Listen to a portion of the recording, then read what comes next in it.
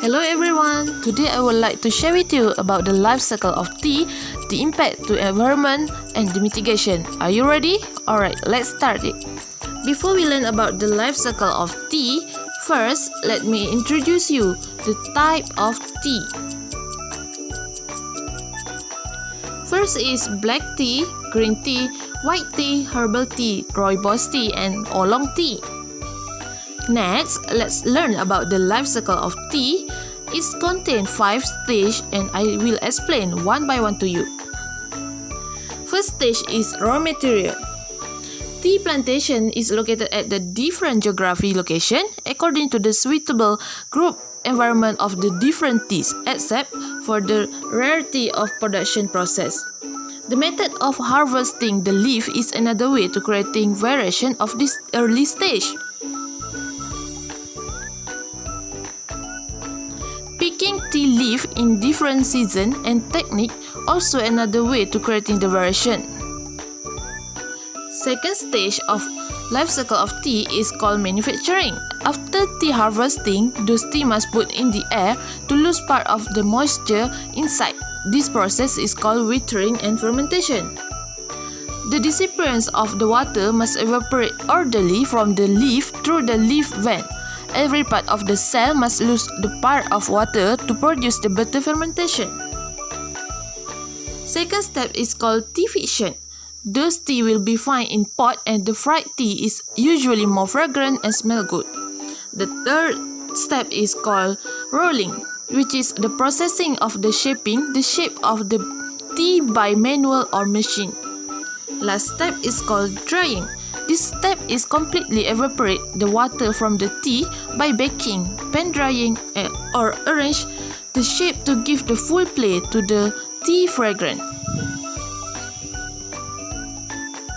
Now let's talk about third stage, which is distribution. After those tea experience production process, they will start the distribution part, which is more related to shipping and product packaging. After processing in the production process, the tea will be exported to important country with the minimal processing and then blended by the tea company. Fourth stage is used by consumer. After packaging process and the shipping by the companies, whatever kind of the tea will be appear in the market, such as tea bag, round raw tea, canned tea and instant tea drink, consumer in a different country can enjoy the different type of tea produced from all over the world. The final stage of the life cycle of tea will be the end of the life. The tea leaf, after used by consumer, they still contain the nutrient that help the development and reproduction of plant. Other than that, tea leaf also can absorb the smell from room.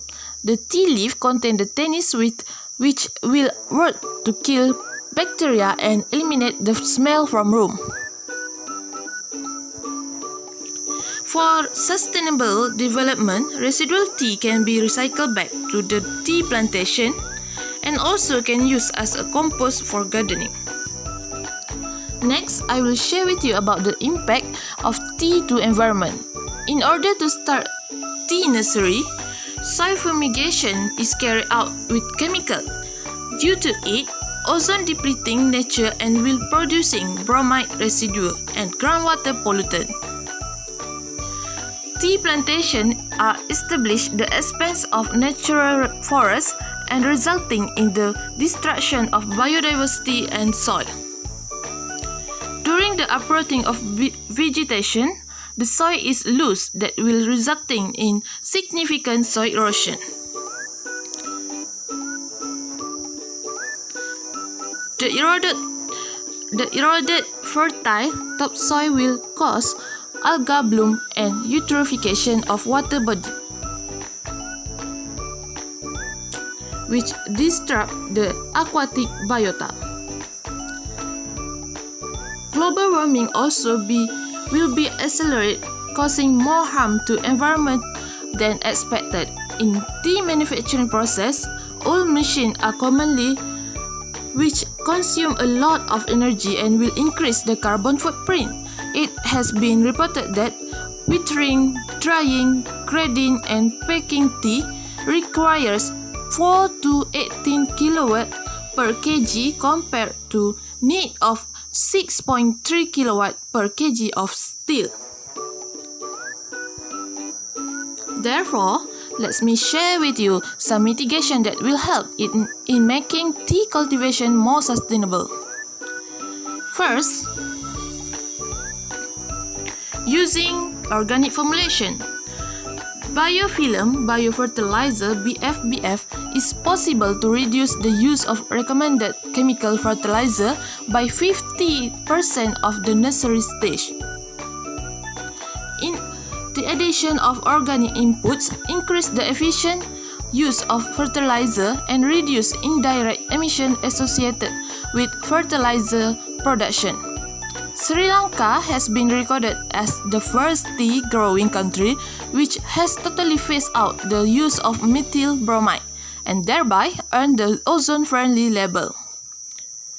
Next is well-managed tea products goods canopy cover that can protect land by reducing splash erosion. Development of contour drain with lock and spills and leaders drain will drain excess water efficiently from the tea land without eroding the soil. Furthermore, the environmental impact also can be reduced by applying energy-efficient technologies. For example, by using hydropower to generate electricity can reduce environmental impact compared to electricity generated by using coal or fossil oil.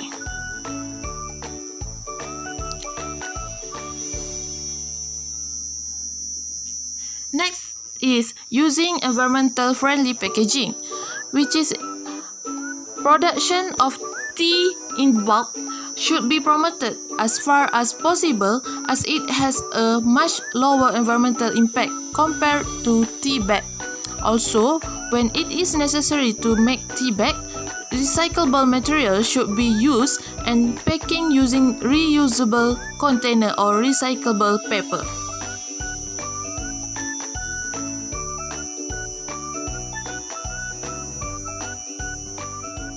That's all from me. Thank you.